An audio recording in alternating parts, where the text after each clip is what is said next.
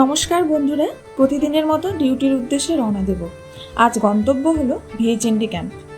অনেকটা পথ যেতে হবে, তাই যে যে সরঞ্জাম ছিল আমার কাছে তা দিয়ে সারা শরীর মুড়ে নিলাম। যা গায়ের রং, তাতে সূর্যি মামা চুমু দিয়ে গেলে আলকাতরা হয়ে যাব এবার। আর সঙ্গে যা যা ছিল সব কিছু পরে একদম ফিটফাট রেডি। তাই স্টাইলের জন্য সানগ্লাসটাও পরে নিলাম। হয়ে গেলাম ডাকু দুর্গেশ্বরী। চলো এবার তাহলে যাওয়া যাক।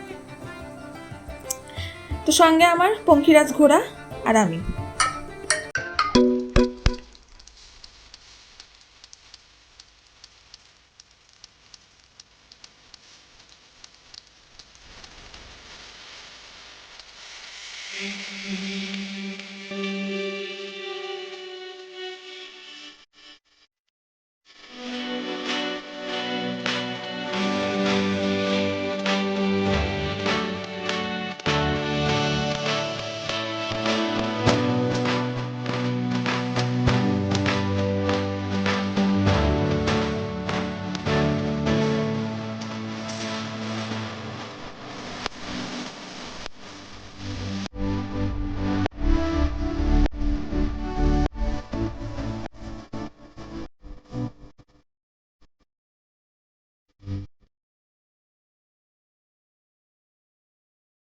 বাপরে, এই রাস্তা তো আর শেষই হয় না।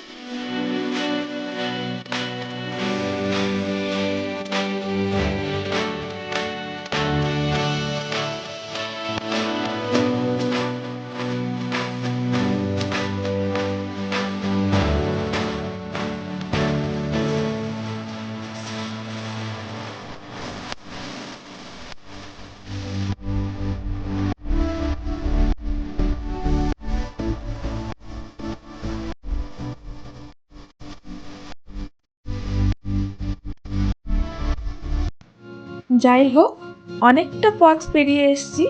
আর এবার অল্প।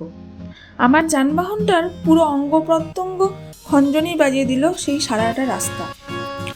অনেক ঘাম খরচের পর অবশেষে 100 শতাব্দী পরে হলেও পৌঁছালাম ক্যাম্পে।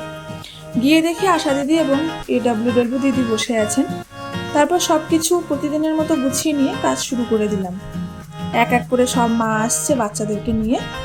ওই যে ছোটবেলায় পোলিও খেতে ইনজেকশন দেওয়া হতো, আজ সেই ইমিউনাইজেশন ডে। সব কাজকর্ম কমপ্লিট করে দিদিদের সঙ্গে টাটা বাই বাই করার পর আমার একটা 4th চেকআপের মা ছিল, তাই ওনার বাড়িতে ভিজিট করতে বেরিয়ে গেলাম। তারপরে এই তো হাল বেহাল, দেখেছো রাস্তার অবস্থা। শখের মানুষ ত্যাগ করেছি বস, মনটা তো ইট হবে। তো যাই হোক, ইট হলে ভালোই হতো, বাড়িটা আমার হয়েই যেত। শেষে এখন কাদায় আছি বর্তমানে, তো কিছু আর করার নেই, চলতেই তো হচ্ছে।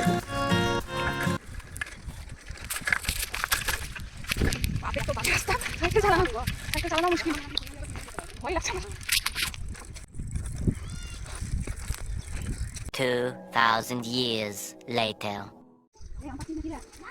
তারপর সেখানে পৌঁছে গেলাম। যেহেতু মায়ের চেকআপ আগেই হয়েছিল, তাই শুধু দরকারি যেসব কথাবার্তাগুলো ছিল সেগুলো বুঝিয়ে দিয়েই বেরিয়ে পড়লাম। তারপর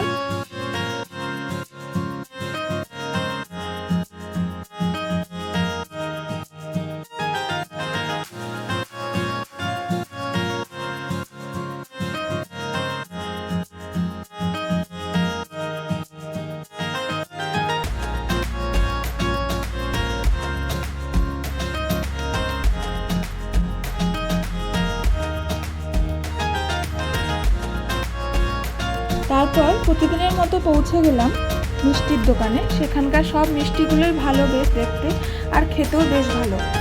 তাই সেখান থেকে মিষ্টি একটা ফুটি কিনে বেরিয়ে পড়লাম। এবার যাব ঘরে। ভীষণ গরম বাইরে। ভালো লাগলে অবশ্যই সাবস্ক্রাইব করে দেবেন।